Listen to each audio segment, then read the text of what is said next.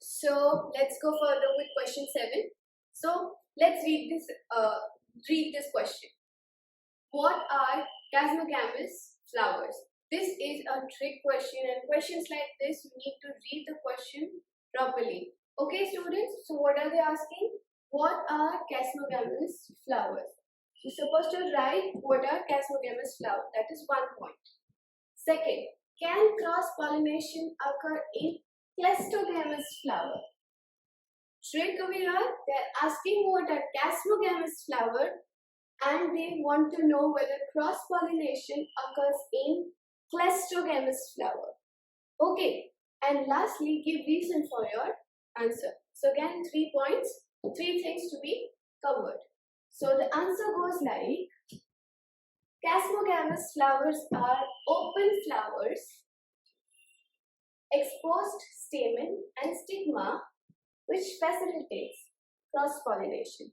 So, casmogamous flowers are open flowers, whereas cleistogamous flowers are closed flowers, and cross-pollination does not occur in cleistogamous flower. So, write it as no cross-pollination occurs in cleistogamous flowers, as flowers are closed and never opens, and thus no transfer of pollen from outside to stigma of the flower is possible.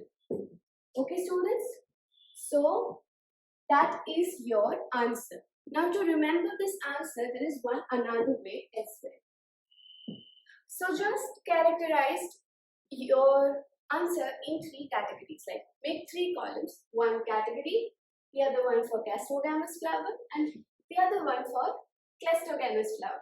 So the type of flower, this is open. Okay, so flower is open. It has open stamen and open stigma. Whereas cleistogamous flower is closed flower. Okay, and does not have open stigma or style. Now, cross-pollination occurs, whereas in cleistogamous it does not occur.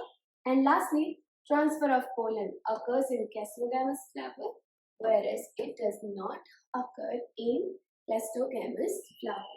Simple. By this you can remember the entire answer and write it as well. Okay, students?